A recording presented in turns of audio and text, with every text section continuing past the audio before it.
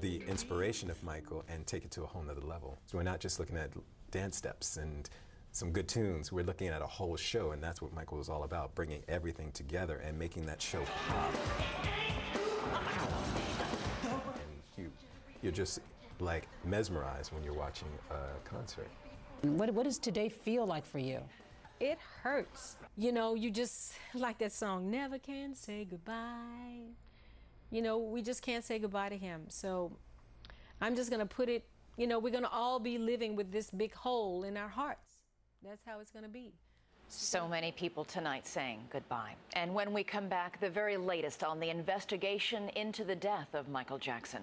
Stay with us.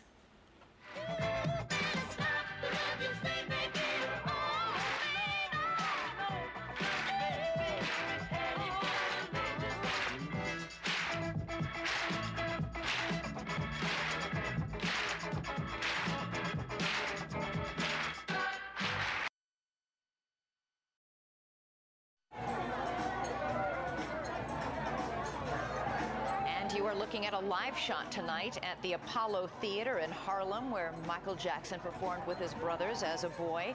And it's an impromptu celebration of his life by fans who have gathered outside, many of them dressed up in Michael Jackson costumes, dancing to his music. And even tonight, as we salute the man and his music, real questions remain about what killed Michael Jackson. For the very latest on the investigation, starting with the 911 call that signaled the beginning of the end, here is Jim Avila. What is your emergency? Yes, sir. I need an ambulance as soon as possible, sir. 12:21 West Coast time, and the caller at Carrollwood Drive in Los Angeles is in a panic. We have a gentleman here that needs help, and he's not breathing yet. He's not breathing, and we're trying to pump him, but he's not breathing, sir. Okay, how old is he? He's 50 years old, sir. 50, okay. He's unconscious, he's not breathing? Yes, he's not breathing, sir.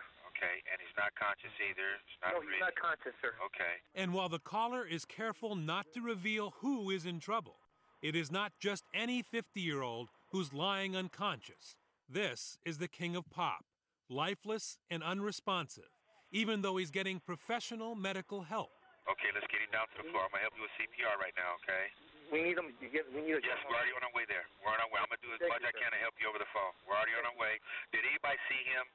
Yes, we have a personal doctor here with him, sir. Oh, you have a doctor there? Yes, but he's not responding to anything. No, he's not responding to CPR or anything, sir. Oh, okay. Well, we're on our way there. If your guys are doing CPR and you're instructed by a doctor, he has a higher authority than me, and he's there on scene. Okay. Did anybody witness what happened? No, just the doctor, sir. The doctor's been the only one here. Okay, so the doctor see what happened? Doctor, did you see what happened, sir? Sir, you just, if you can please. We're on our way. We're on our way. But that doctor, the one in such a hurry to get paramedics on scene, the one who saw what happened to Michael Jackson but would not stop and explain, his name is Murray Conrad Robert, and he has long since disappeared. Apparently in a hurry, leaving his car behind. It was towed from the estate, and the Los Angeles Police Department now has an appointment to interview him.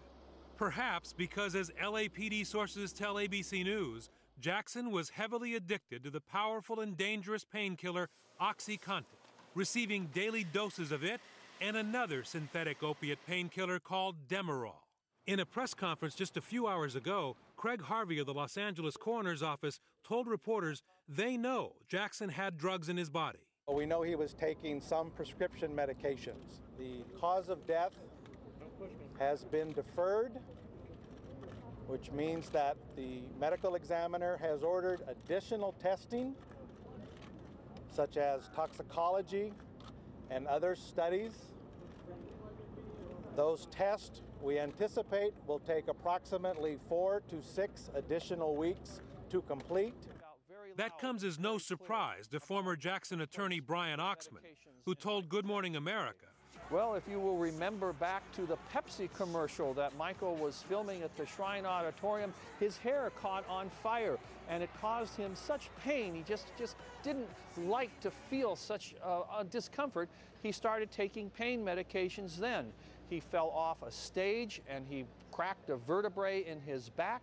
He also broke his leg. Those two things were constant sources of pain. They made him fall down. They were so painful. He took the medications because of that pain. According to Dr. Bruce Goldberger, a forensic toxicologist in Gainesville, Florida, Jackson's apparent mix of drugs was a lethal combination. Someone who's being treated for pain, for example, as it's been reported with Michael Jackson, these patients are also anxious. These people also have depression.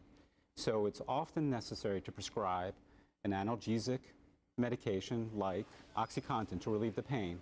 Second, they'll prescribe an antidepressant to relieve the depression. And third, they may prescribe a sedative drug like Xanax to relieve the anxiety. It's when it leads to the misuse or abuse of these drugs and then ultimate toxicity.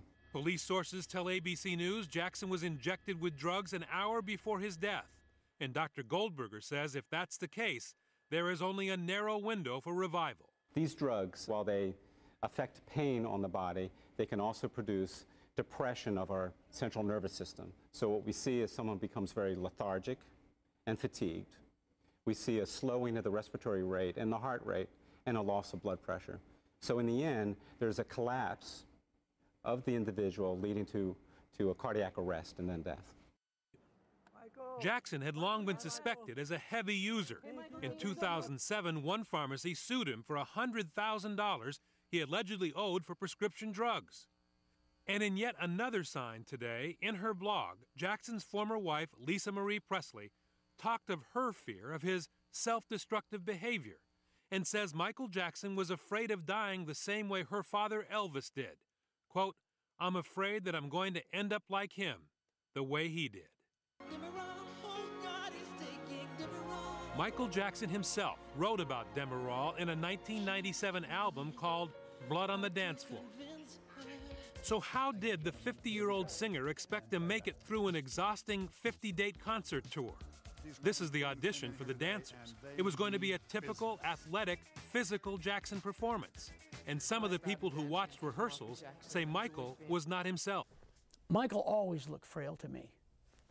That said, it's the root of his character. He's a sweet, gentle soul, compassionate, considerate, loving, and he has this little frail demeanor. Johnny Caswell runs the Center Staging Complex in Southern California, where Michael Jackson went through the paces. I think the intent was to create the biggest, best, most spectacular production that has ever been done before. Something that would dwarf any previous productions that were out on the road or on a production stage. That was the goal, and that was the intent of the producers. And Kenny Ortega at the helm. Choreographer Kenny Ortega was working with Michael Jackson, getting him ready for the tour. The last couple of nights of rehearsal, we all stood there in awe and realized that we were all headed for a new moment in history where we were going to recognize the greatest triumph, and comeback in rock and roll history. And it was with great weight, sorrow, and sadness that we lost him.